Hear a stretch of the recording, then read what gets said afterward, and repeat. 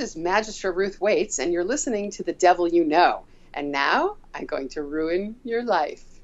Because from this moment forward, you will notice that every single day you will see a monkey, see the word monkey, hear the word monkey, or otherwise have a monkey in your life. You're welcome!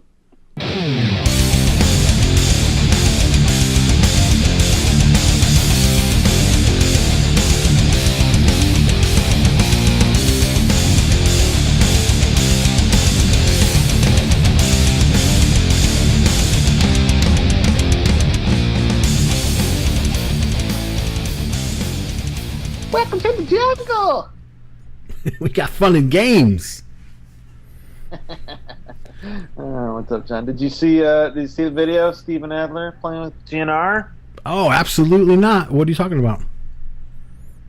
Oh, GNR, they're doing their reunion shows, and they actually got Steven Adler back behind the drum kit. Cool. Wasn't somebody taking over for singing it or something? You can watch videos of people getting shot and stuff, but I'm watching Guns N' Roses, so I don't know. Hey, so a couple cops got shot, huh? Yeah, just now, as we're recording. Yeah. Breaking news. Yeah, people are all shooting each other. It's bound to happen, man. Some crazy assholes out there. Yeah. Yeah. Meanwhile, what's going on in the comfort of your own home? Comfort of my own home is not very comfortable. Why is that? I think I was trying to be too much Conan the Barbarian this week at the gym. Probably pulled something in the old shoulder there. Oh. So, yeah, it's all good, man. I shall recover. That's right. Well, that's cool. Well, did you read these two little emails we got Anyway, recently? how you been? I've been pretty good. We got some, talk about, two totally different sides of the kind The spectrum? of emails we get. Obviously we get all kinds of, we get people that send questions, we get people that send emails and say, hey, love your show. We get some quacks, we get some pseudos. We got a pseudo, we have a pseudo email here. Is it? I'm going to try to read. I don't know if it's a pseudo. Well, I don't know. I think this guy is just... Or maybe this is a psycho. Pseudo, psycho, whatever. I don't know. I think he's a Christ adorer. Is he really? I don't know. I'm going to try to read this. And the reason why I don't know, as you'll soon hear, is because this genius doesn't understand that when you write somebody, you separate your thoughts with punctuation. He doesn't get that, so I'm going to read this email. I'm going to try to. These kind of emails give me a headache. I'm going to read it without its punctuation. So this is a take a deep breath. This is this is the email we got. All right, there might be one or two periods in this. All right, here we go. Now, since and I'm gonna have to say stupid shit in here too, because the first thing is the second word in this email is since. It's supposed to be since. But anyway, now since your understanding is very misconstrued and you have no idea what you're talking about, atheist, I shall demonstrate your very own ignorance, for you call out in my name, but do not mean what you say, and say what you mean do not mean. A Satanist believes in the adversary of God, which would mean to have belief in religion, period. As for questioning everything, even your own Satanism, that I'm already fucking lost. You said the word period, and I thought that he might have... No, he actually wrote out period. Yeah. Belief in religion, period. Maybe he meant period, I'm putting emphasis on this is the end of my sentence. Yeah. As for questioning everything, even your own Satanism, that would be considered an atheist. So if you still think that the fallen on once the morning star is not I, then tenfold for 1,000 years you shall be your punishment, then 10 times for 1,000 more, then you shall be rewarded with hope. Then experience punishment Then repeat for eternity, for I'm not fooled, for you do not know N-O. You're simple-minded, for if you know what I know, your hands can fall into the world. Yes, that is correct. There's a period. One thing you do correct is keep my sheep away from salvation, anything but to believe in God. Yes, God, not Jesus or Allah. God, because Jesus' last name was not Christ. That is the title for which none of you claim. Not even I do, but this is going on too fucking long. I have no idea what this fucking idiot is trying to tell me, because he doesn't know how to write a full sentence. Right. How can anyone expect us to take them seriously?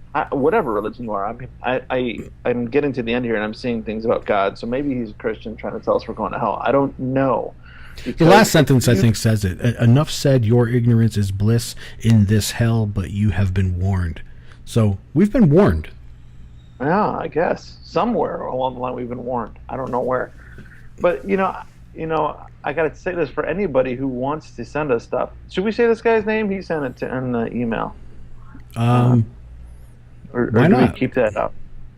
It says it's from Preston Sluter. Sluter? I don't know. Listen, Sluter. If you want me to take you seriously, take the time to formulate your thoughts and end each thought with punctuation so that I understand a flow. I don't get the flow of this bullshit. And if you're too stupid to do that, then you're not intelligent enough to have a conversation with us. So, how am I going to take you seriously? Thanks for your email. Bye-bye then. Yeah. So, that's the kind of shit we get sometimes, and that's really frustrating to read. I would take a debate. I would take a question from somebody, or even a comment, you're going to hell and here's why. If you give me, an intelligent conversation, but you got the expect me not to make fun of you. You got the other one from the same guy, right? The one that came before that? No, I don't know. The subject is I am. I don't know. Oh, I did get it to you, I think. He said, I have listened to one of your podcasts. I have found it looking for the sheep, of which I know many do not believe the things in which I say, but I do not care. That is their choice. My name is Preston Nathan Levi Sluter. I am the Leviathan himself. My birth date is 12/30/93. Now you ask, what the fuck does that have to do with anything? Well, all the motherfuckers that think 666 is Saturn's number is wrong. It's 6 threes. 1 + 2 = 3. 3 + 0 = 3. 9 breaks down to a 3, 3s, and 3. Now, if you really know who I am, you will understand this shit is not to be fucked around with. The throne of which I sit and crown of which I wear cannot be taken. I have been here millions of years before this hell was created to have shown prophecies to a person who loyally follows me. Now what I ask is to be brought to New Jerusalem, to Solomon's temple, to the new elixir, to establish the new covenant. Only my tongue can open the doors for the immortality. After that, I need to be brought to Mount Sinai in Egypt. If you know anything, you know who I am. This is no bullshit. My orders will be carried out. If not by you, eventually by true followers. Piss, don't misguide my sheep, for the hottest flame of which I rule is clear, not blue. So, what a retard! I just can't. And obviously from that one, he's not pushing the Christian endless. I don't know what the hell this guy's.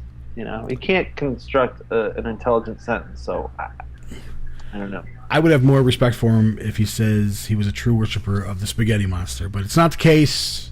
No. Gotta go. Wow. So thanks for wasting our time, but we'll gladly tell the world that you're a retard. So there you go. All right, let's get on to the other one. I forget what that one's about. Who wrote it? Peter B. This one's much better, I believe. You want to take this one? You want me to take it? Well, let's each take a paragraph like we did in class. Ready? What the fuck are we doing? I don't know. The subject is there's no I in temple. Dear hi, Dorian and John. I came to your podcast to fill the void in my life that was left by the end of 9 Cents podcast. Since episode 32, I wanted to write and congratulate your panel for dismantling the separatist argument that Satanism has a wider understanding than the works of Anton LaVey. Reverend Adam Campbell's fire against what he perceived as a diluted form of Satanism, if it should be called that at all, was simply a joy. I'm not a church member, but I do identify myself as a Satanist as outlined in the Satanic Bible. My check for $200 is going in the mail through come payday. It's time to be fair. In my eyes, the Satanic Pimple, clearly betrays the fundamental aspects of the individualism that Satanism promotes. Next paragraph. Really, the main issue I have Mr. Gray? with Yeah. is whether or not a group activity can be labeled as satanic. I believe that since Satanist is about the self, if the activity provides gratification for the self, then it is truly beneficial for the Satanist to take part and enrich their existence. However, can this be a satanic action? I write for a sports website and gain huge gratifications from seeing my work published. My articles are not themed around or laced with any satanic principles. The good feelings I get from the appreciation of my work does link with my understanding. However, I do it because it makes me feel good. Now, if only I can make it pay more. The website nor my work aligns with my beliefs. I don't think it has to. Now, if every writer was a Satanist by chance, would this change the view of the site? Would this then be a satanic group? You lost me. Mr. Shaw, read the third paragraph. I don't. Well, you know what? I don't know if we should read this. It goes on and on for a while. It's getting. Bleh. At the end, I guess the last thing he says is, "Missed the rambling." He's hoping I understand. I had understood the debate and clarified what I had taken from it. I wanted to just highlight my understanding that whilst I contribute to a group with or without satanic values and principles, if it resonates and benefits me personally, there is no collective we, as that certainly defeats the point. There would be too much compromise, and that is a word that I assume any Satanists don't like to hear. So thanks again for the great debates on the podcast. Hail Satan, Peter B.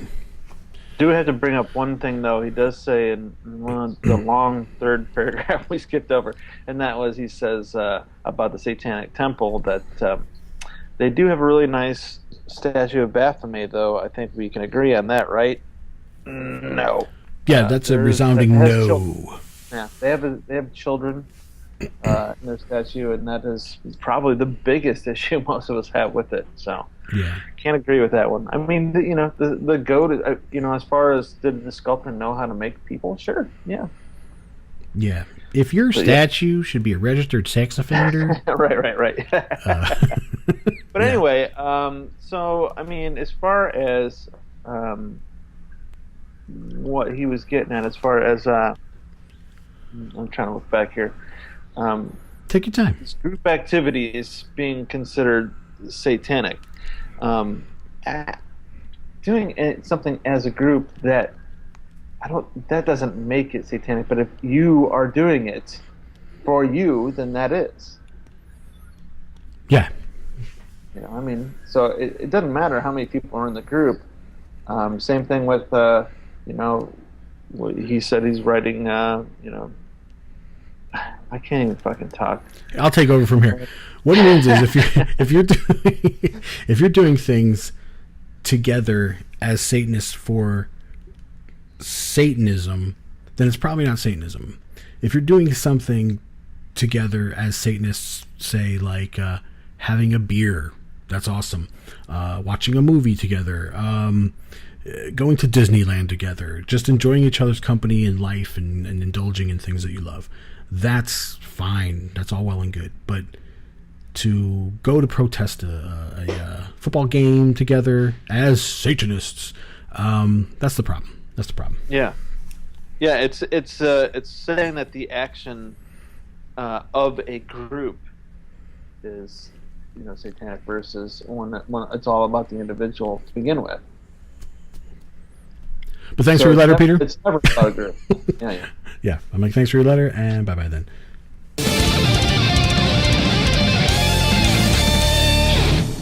All right, this is John, and anyone who knows me knows I love a good road trip. So Adam Campbell invited me to go on this road trip, come on up to his place. A lot of people have been wondering what he's been doing lately, what he's been up to, and he says he's into gardening. So let me knock on his door here. John, I'm so glad you made it. How was the drive?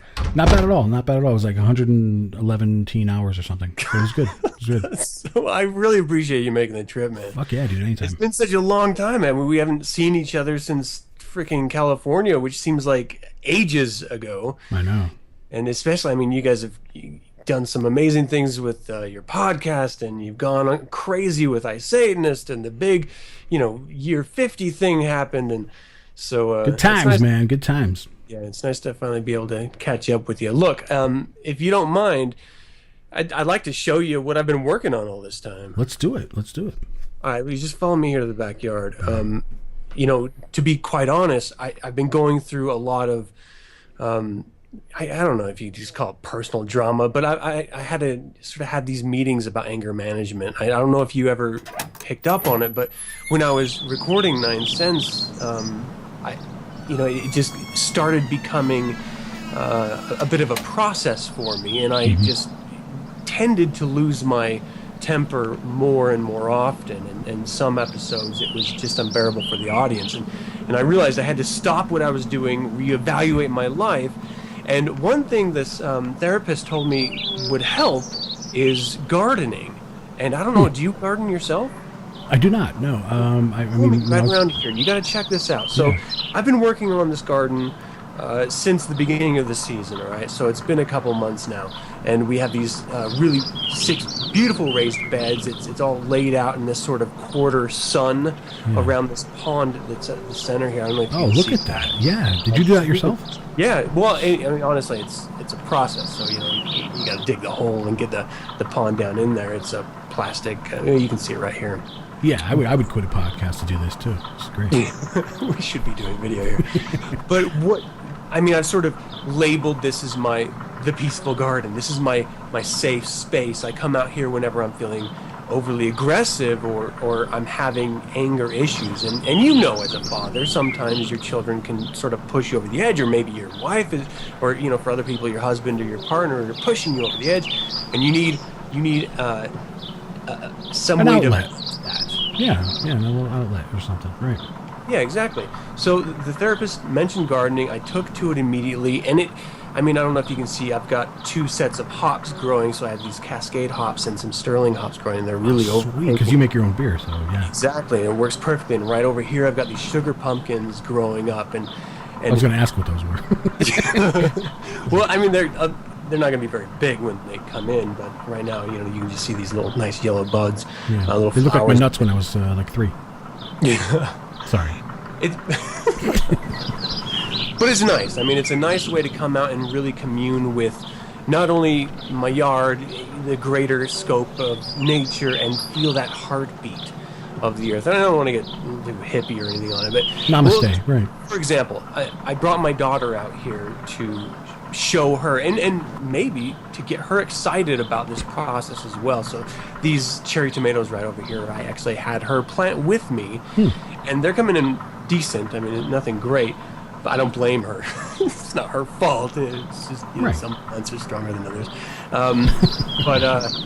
It doesn't help that she wasn't really paying attention to me when I was talking to her about like pushing the seed down and not compacting the soil too hard over the actual seed. And it's not like she was listening when I told her to moisten the earth before you put. And here's the thing, and I don't know if you have to deal with this or not on your end, but when I say moisten, I don't mean drown out, like create a pool of water in the soil. It seems like such a simple thing, moisten the water. And that's goddamn heavy-handed.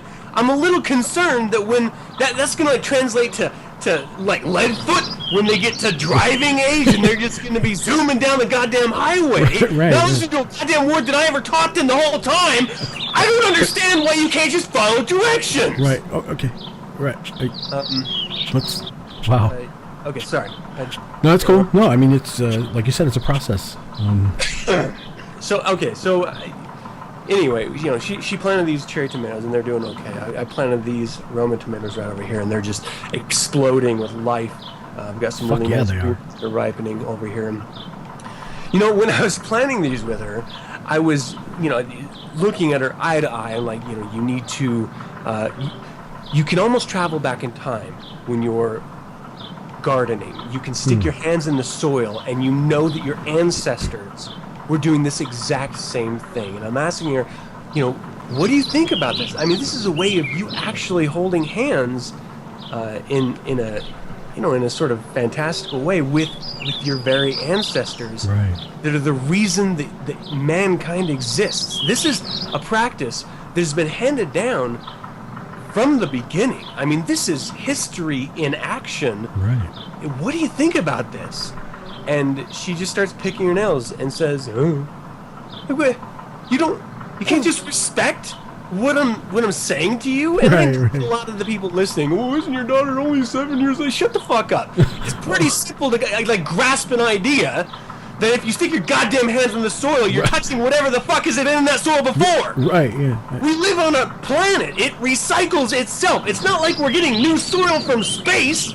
There's not like new floods of Mars Earth that's coming in and being dumped off every day, and we have no connection to anything else that's been on this goddamn planet. It's all the same thing. Everything that dies is broken down. Energy is not dissipated, it is transferred. You can understand that? Just stick a goddamn hand in the earth. Okay. You know what?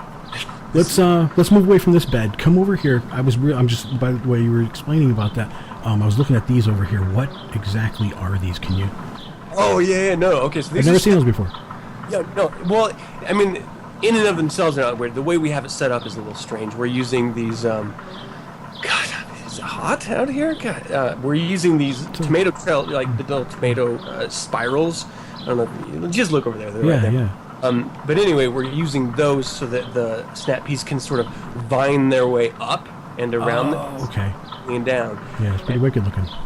And we have to get so many because my beautiful children who love to come out here and pick them right off the vines here, them all.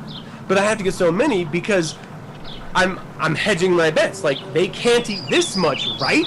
Like, I'm planting this stuff. I would like to maybe have a snap pea myself. Is it too much to ask man who is doing all the goddamn work in this damn garden get a little snap pea every once in a while? Can't I have a snap pea? I like snap peas. Yeah, they're great. It's not fair that I do all the goddamn work. I'm the one tilling the soil. I'm the one fertilizing it. I'm the one watering it. And I can't get a goddamn pea. I just want one. Right. Well, it sounds like, I mean, from what I can see and hear, it's really working. It's Oh, you wouldn't believe the difference in just my demeanor, how I talk to people. It is night and day. I feel so much more relaxed than I have ever in my entire life. Yeah, it's therapeutic, they say, right? Absolutely. Yeah. Come here and check out this. So I've got these 2 rows of 12 stalks of corn right over here.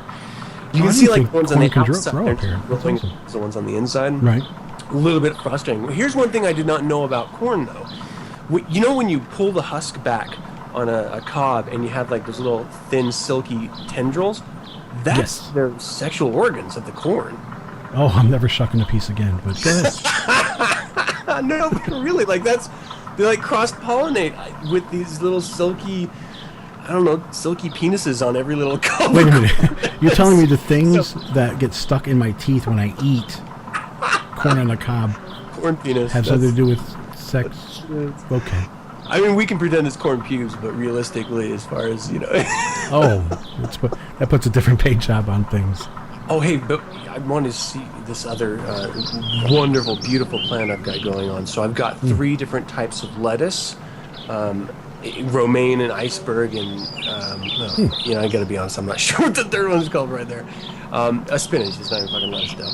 Oh, but looks like a kale, but yeah. Well, it's coming up, pretty decently. Yeah. I got a complaint about lettuce, though. And here's the strange part about lettuce is it comes in really fast, and then you have 6 fucking heads of lettuce. And because we're fucking retarded, apparently we can't stagger our planting. We're gonna have 6 heads of lettuce, 6 heads of spinach, and 6 heads of freaking romaine lettuce. That's too much fucking lettuce. Right, You can't have 8 heads of lettuce or 16 heads of lettuce at once. That's too much lettuce. You're drowning in lettuce. Suddenly you have rubbery lettuce all over your goddamn kitchen, and it's sitting at the bottom of the refrigerator. You know how it gets to the bottom of the goddamn... You can't even get out of the goddamn refrigerator because there's too many heads of lettuce in there, and the drawer doesn't come out of the way because someone put that big-ass bottle of ketchup in the way of the drawer being pulled out, and God forbid you ever get a normal-sized bottle of ketchup. Is that too much to ask? Just have it all over your goddamn head. I guess there's this much lettuce in the house. Adam. Yeah. Let's go get one of those beers you got brewed up, man. I think we need to change it up a bit. What is happening? Yeah, no, it is. Let's go have a beer, man. All right. Oh, dude, I gotta tell. I get tired. It's exhausting gardening. I mean, you must understand. Yeah. I don't see a green thumb though. I got this great type beer. I want to try it. An Irish stout with little chocolate nibs in the end. Let's go do it. See you later, everybody.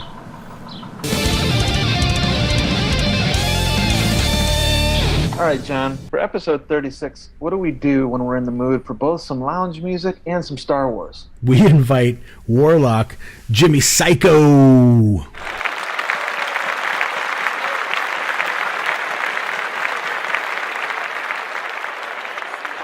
Hello. How are you doing? Up, man? How you doing? I'm good, man. It's really good to be in touch with you guys and talk again, man. Been a little while. It has. I mean, obviously we had the 50th, but that's still been too long, and it's been too long since I've been out there in California and seen you. So. Yeah, man. Yeah, we got to hang out a couple times, and you made the move, but I'm glad it's working out well for you out there. Yeah, man. So how you been? I know you were just doing some of the tiki events recently, right? Yeah. What gives you that idea? It was super busy from like January up until the end of May of this year, and then this summer I said I'm just gonna book a couple shows. So playing the big Tiki Oasis in August, and then I have a show with my Star Wars punk rock band, the Sith, that's on Friday in Hollywood. So always up to something wacky. I can't sit still for too long. You know how it is. I still need the Millennium Falcon Sith Fit shirt, man. That's one of the coolest T-shirts ever. I'll snag one for you on Friday and ship it out to you. I'll have to order one because you ordered one of my shirts from John. So. Oh, there we go. And iSatan has had prompt delivery, so if you're thinking about it, go visit iSatanist.com. And John wanted me to tell you he's a really good guy too. That's funny. He's a good old boy, ain't he? So you're like the busiest guy in showbiz, man. Yeah. Oh, you mean Jimmy? Yeah. Obviously, you've got Psycho Charger, you've got Jimmy Psycho Experiment, Sith Fits. You're involved with the Star Wars burlesque show that your wife does. I've seen it. It was very awesome. And then, of course, you were at the 50th, which was awesome. So, when do you breathe? It's I really am of that philosophy. I'll sleep when I'm dead. Nice. Your life is too short to sit still, and I mean, don't get me wrong. I'd love to chill out and hang out, with friends and family when I get a chance, or I definitely will make time to do that. But if I got an idea, it's like, hey, just try to make it happen, and that's the beauty of being married to my wife, who co-produces the Star Wars show. We're always coming up with something, and we always try to help each other see it through. So works out well that way. Nice. Right on. Very cool. So, what have you been busiest with lately? Obviously, you've got so many things. Are you kind of trying to stay focused in one area right now, or? Yeah. I kind of it's very interesting. I almost really have to kind of like compartmentalize everything into its designated spot. But the lounge stuff was just insanely busy. That was probably the thing that kept me busiest the most, because I was doing Wow. that on my own and at the Star Wars shows. So at the Star Wars shows it was the Alien, but then I was doing like all these art show gigs, tiki events, horror convention stuff with the lounge thing. So it really was very, very busy. That surprises me that like when you think of bands like that. Oh yeah, my lounge act is the busiest of all of them. Yeah, and I think why that is because it it can go to places that you can't put a full band in. Like for smaller spaces, I do it as a one man solo thing. But for like something that's more like gonna be like on the stage, I'll get the two other people with me. So it can kind of like go in places where maybe other people would otherwise think about like maybe having a DJ play, but they go, oh, something live would be kind of cooler than having a DJ, so then they just kind of squeeze me in there and I'll play. So I think that's why it's so busy. Awesome. Nice. Not complaining. Yeah, keep it coming, right? Mm-hmm. It's nice. Yeah. So we heard you, like at the 50th, you brought that up. We heard you perform one of your tunes, the Monsters theme. Yeah, that's one of the most often requested songs that I play. It's actually awesome. How do you remember how to play all those notes like that? You're like a musician or something? Yeah, I kind of just fake my way through it. No, it's it's just that whole setup I have is such a Frankenstein of an operation. It was a lot of trial and error, a lot of cussing, a lot of short temper stuff going on, but I finally was able to dial it in, and I still feel like I have room to improve on it, but it as a one man thing, it's very busy, but somehow I've kind of worked it out where I can hack my way through most of it. Nice. I think the crowd needs to hear one of these tunes. Let's give them a listen to the Monsters theme. Here you go.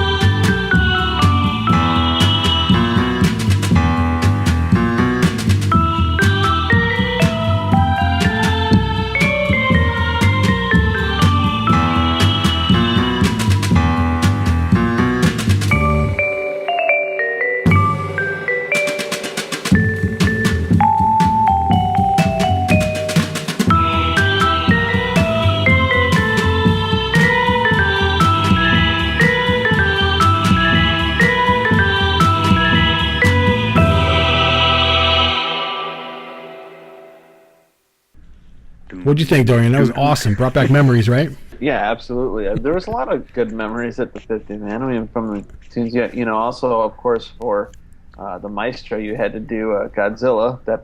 pretty much made sense. Oh yeah. Peter and Peggy Gilmore, they're very much in with me when I was looking to do this lounge thing. Like he wrote the liner notes to the Mad Monster Cocktail Party, and then Peggy and Joe Netherworld came up with a drink recipe for the booklet that's enclosed. So nice. Nice. Yeah, I really wanted to do something special.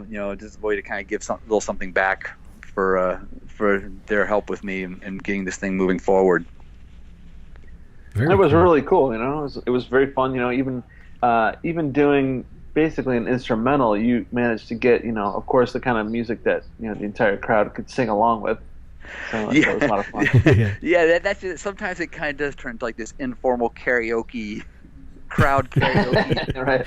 Crowd participation thing. Yeah. It's all songs people know the melodies to, and they know the chorus. So yeah, it makes it a lot of fun. Very communal experience.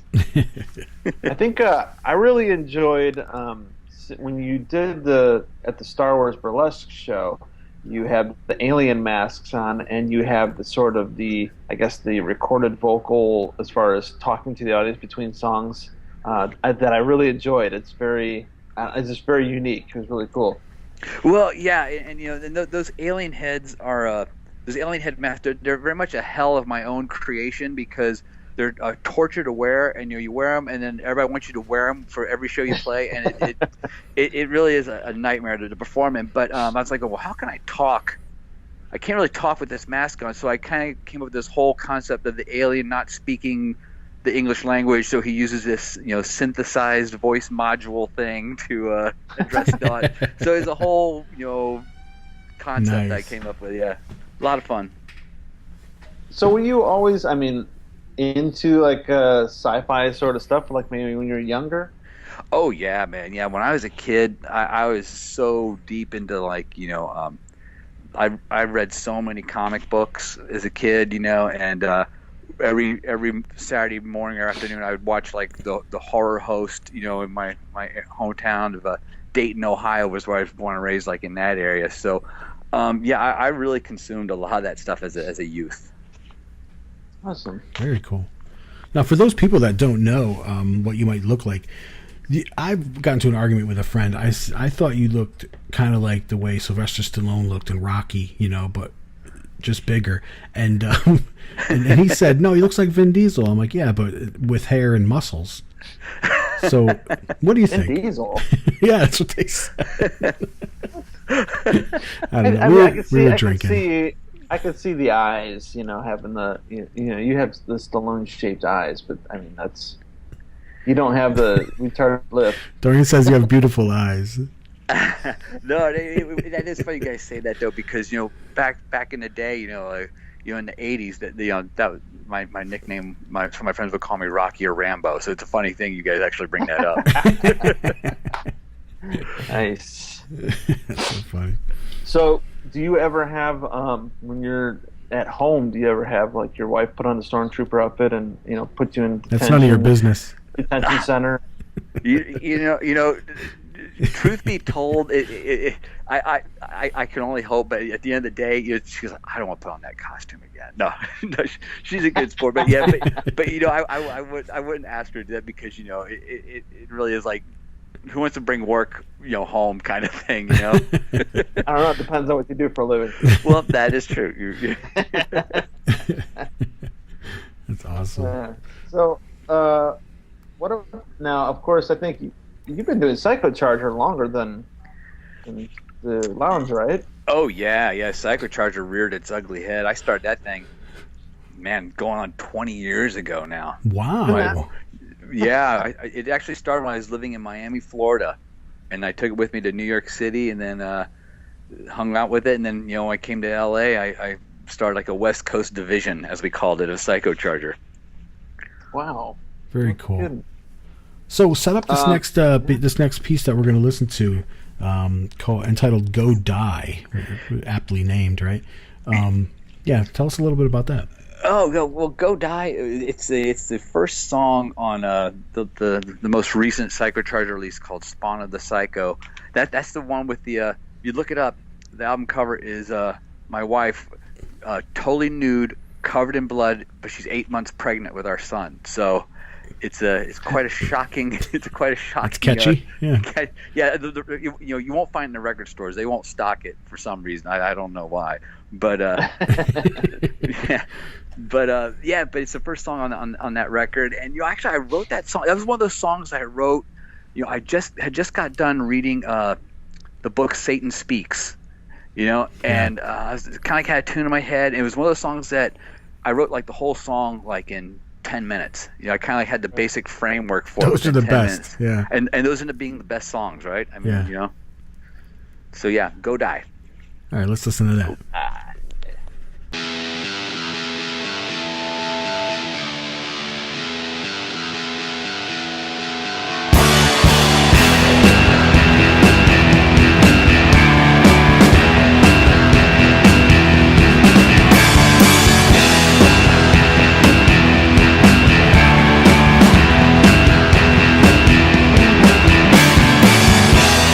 On the streets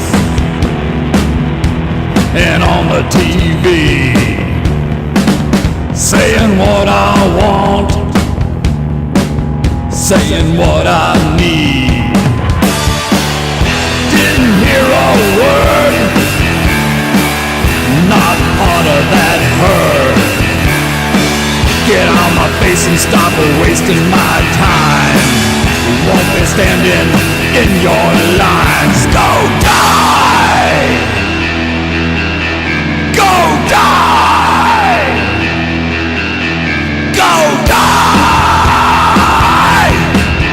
Go die!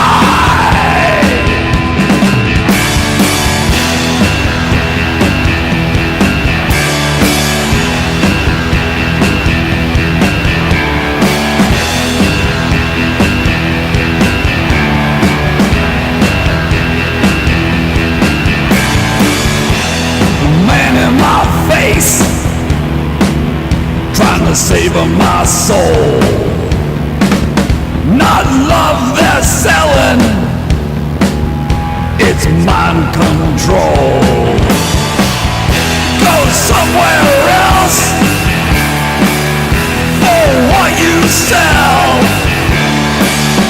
I don't believe in fairy tales. Go die! Go die! Die! Go die!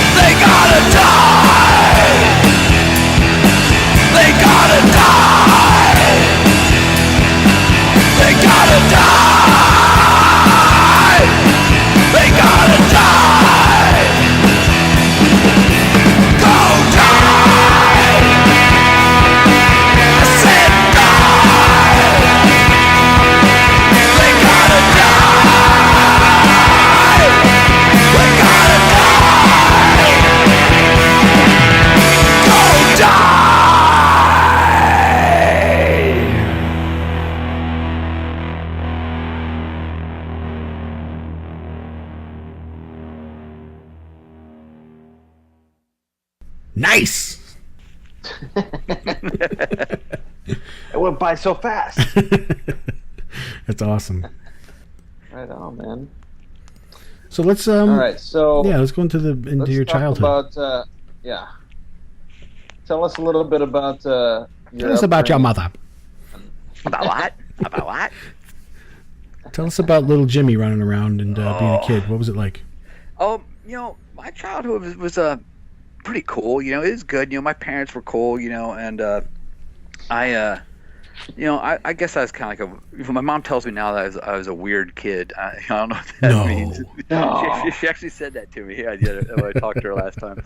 But my childhood was really good. I had a lot of fun. I was very imaginative. But kind of like when I think about back in my childhood, I think about things that impressed upon me the most. And my first schooling, like from kindergarten through second grade, was at a private Christian academy. And I think back now, as I'm older, and I realize that from like day one, that was like it was a total indoctrination into a culture of fear. I remember I'm not making any of this up. I swear, the first day of school of kindergarten, the first thing the teacher says, "Now, I know you're young, but when you die," and I'm like, I go, "Fuck, man, I'm 5 years old. I just want to go home and watch cartoons and play with G.I. Joes, man. What's all this dying stuff?" And it really rivaled some kind of like mind control program, because they would read us stories, like books and for like story time, but it's always like about kids dying. I remember this book. I actually looked it up to see if it's still in print, but it's this book called Barney's Barrel, or Barney in the Barrel, and it's about this homeless kid who slept in a barrel and he ends up dying, but he's okay because he's going to go to heaven and be with Jesus and all that. Sick. Sounds sweet.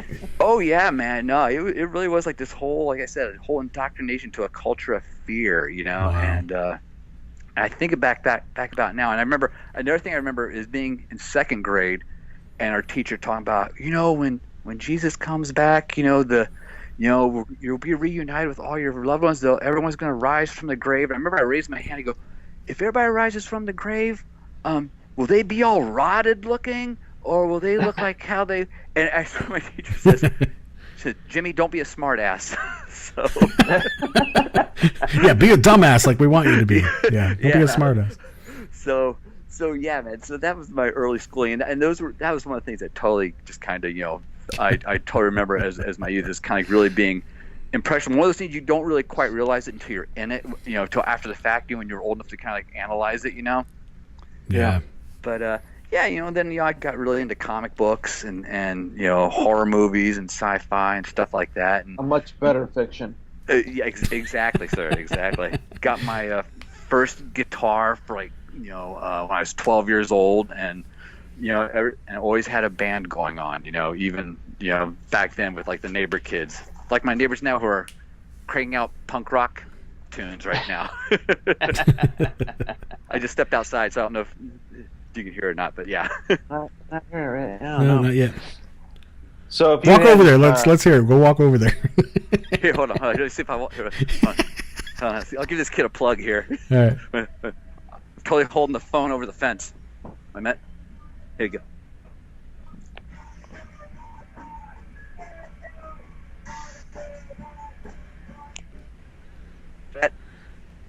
Huh. I hear something, yeah. It sounds wholesome. Very wholesome. Yeah. So if you had a guitar when you were a kid and you had, monsters and comic book stuff, you had to be a Kiss fan. Oh well, yeah. I mean, who wasn't? My first music was like, like my mom had like all those like old Sun 45s, like Elvis, Carl Perkins, and Johnny Cash, and I loved those. But yeah, at some point I discovered Kiss, and that was just such a mind blower, Yeah, absolutely. Now you seem to have, from what I can tell from different Facebook posts stuff, you seem to have a pretty eclectic taste in music and a pretty wide variety of stuff. Mm-hmm. Yeah, I listen to like a lot of different stuff in my downtime whenever I have it. Yeah. What's currently occupying your music space. Okay, of all things, I swore I never really thought I would listen to this band, but this summer, I said, this is the summer I'm going to listen Don't to say music. Nickelback. Oh, no. Okay. No. I won't go there. But I go, this is the summer I'm going to listen to music I've never really listened to before. So right now I have streaming on my computer is Grateful Dead Radio. And yeah, man, I've been giving it a chance, and I'm on the fence about it. Not really my cup of tea, but at least I can say I listen to it, so I listen to that. But really, I listen to like a lot of old music, though, was what I listen to, though. I listen to like a lot of old bluegrass, a lot of old country, stuff like that. Right on. You get the banjo out? I get the banjo out, exactly. That's actually one of the projects I'm working on now is some kind of like weird Americana roots rock banjo thing. We'll see what it ends up sounding like, but yeah, the name of the band's Purdy Lips. There you go. You got a purr mouth, boy. Cute. And first song on the title is titled "Squeal Like a Pig." Squeal like a pig. There we go. So, how old were you when you learned about Satanism? I was pretty young. I mean, I kind of knew what it was, but I didn't. Because like I kind of grew up in that era where, like on TV. Like I grew up, pretty much in the '70s. So you couldn't help but just bump into it because it was like everywhere. Like even like TV shows. There was like a lot made for TV movies, on the subject. So I kind of knew about it, but I didn't really know about it, And there was even an episode of Chips where they addressed it, oddly enough. Yeah. There's like Chips. There's like Kolchak, the Night Stalker. There was like I think there's an episode of Charlie's Angels even, where they are investigating some kind of cult thing. Who knows? But yeah. So I knew about it, but I didn't really know about it. But and a few years later, this kid I used to play in this band with in high school. His parents were like these ex-hippies, and he had like a lot of interesting, books and literature in his household. He had like Helter Skelter, like the book Helter Skelter, which is like really hard to come by, and he had a copy of the Satanic Bible there, and I go, oh wow, man, how about this? And I know this sounds like a cliche, but people say when they read a book and they say it really like speaks to you, it really reaches out to them. Yeah, and I when I read the 11 Satanic statements of the Earth, I was like, whoa! I go, this is my MO, man. This is my modus operandi. This is how I read that, and I just really kind of went with it. And I was still pretty young. I caught some of it, but not all of it. And later on as an adult, I revisited it, and that's really where I kind of was able to fully digest everything. So how old were you when you just decided to take on the title of Satanist? Oh, I didn't do that until I was of all things until I was in the military. I was in the Army for a while. So hang around in a punk rock. Is that where you got your muscles? Yeah. I had, I was always the guy. I was always the guy that had to do the extra push-ups for cracking out. So yeah.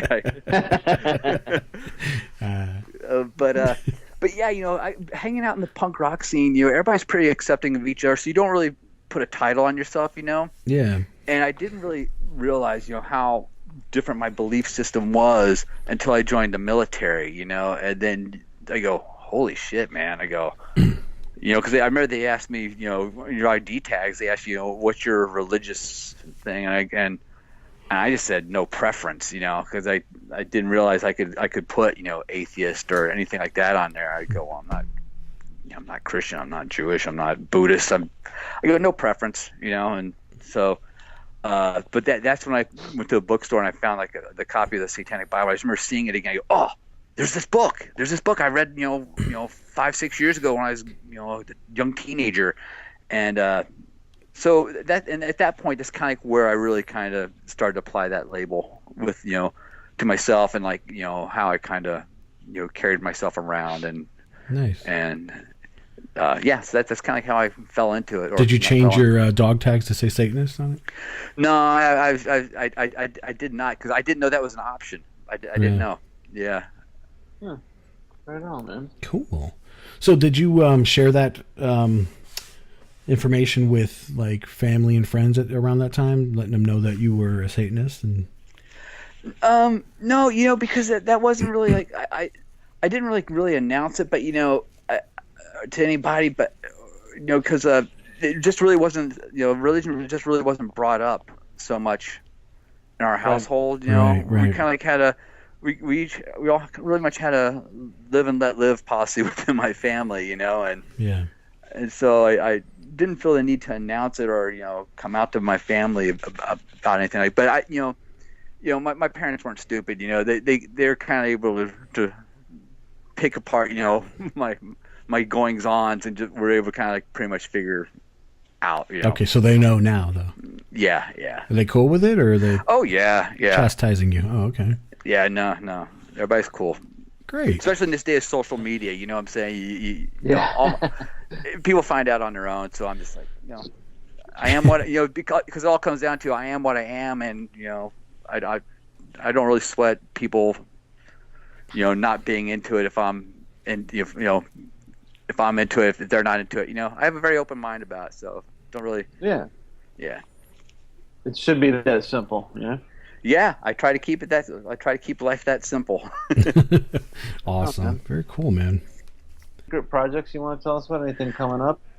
Yeah. Oh, shoot, man. Like I said, I'm kind of working on this solo record, kind of like stuff that will probably appeal to the people that are into Psychocharger. I'm kind of working up some stuff like that, but I really wanted to kind of strip it down this time, because the lounge band there's so much arrangements and orchestration going on to it, and so much production also involved with Psychocharger. I just kind of really just want to do something a little more stripped down, so working on this record here where it's just kind of like just myself, maybe one other guitar player, and maybe some drums. I don't know. I'm still in the very nebulous about it right now, what's going to happen. So I should have stayed out there to jam with you then, huh? I'm sorry, what's that? I said I should have stayed out there to jam with you then, huh? You should have, man. Hey, but in this day we can FTP stuff to each other, That's very true. Yeah, he could send you his skin flute tracks, over the internet. It's good. Shut up. Shut up. All right, man. But it's. Who I'm actually going to go out here play later tonight, if I can get over there in time, is Black Magic Beach Party. Yeah. We're gonna go out there this month, later on this month. Yeah, I remember you saying that, so I hope to make it down there. I definitely will. If not, are you guys coming out for the Tiki Oasis show? I don't think so. Hell. I know. I don't think so for that, but I think the 24th was the original date, and it got moved to the 10th, which is this weekend. And so we're like, well, we're not going to rush out there, because we're going to be bringing somebody with us. And it's not fair to say, hey, we got to go now. So I think they're going to be doing like a private pool party that we're invited to, that they're going to play at and just kind of all hang out and stuff. So that's even cooler. Fun, man. That's cool. Yeah, what's really awesome about the thing at Tiki Oasis is that we're both playing the same night. So yeah, definitely in the house. You know what I'm saying? So it'll be really cool, and they're great guys. So I definitely look forward to hanging out with them for sure. Yeah, they're really fun. Cool, man. So where can people go to find Jimmy Psycho music and memorabilia? Oh, it's super easy. It's just jimmypsycho.com, and I have like all the social media links, et cetera, on there. I have a little online store, little bio, pictures, video, all the wacky stuff I find myself involved with. Nice. Right on, man. And it's a definite historical fact that anyone that is on the Devil You Know and plugs themselves, that they do find a 15 to 20% increase in their sales. So we want our cut. All right. All right, dude. You guys are in, man. I'll buy an ad. Yeah, and just for our listeners out there, if you ain't listening to Jimmy Psycho, you ain't nothing. So that's all I gotta say, man. Yeah. I still got you playing at the shop, man. I still got you when I'm tattooing. Right on. Thanks a lot, man. That's really cool, you guys. Thank you. Well, look, don't go away too soon. We want to ask you one last question. Okay. What does Satan mean to you? To me, it's really it comes down to the power of the individual. It's we write our own destinies, we write our own futures, we are our own gods. So that really is how it sits with me. And Satan, he's a symbol of the ultimate anti-hero. So that's where I find it really identify with the most, that it's all within ourselves. Very cool. Man. Very cool. Jimmy, we want to thank you, man. You are now a devil we know, and we want to thank you for coming on. Right on, guys. Hey, thanks for having me. I definitely appreciate it. I definitely look forward to meeting up at some point. Oh, absolutely. I'll see you soon, man. All right, brothers. Until then, hail Satan. Hail Satan. Talk to you soon. Hail Satan.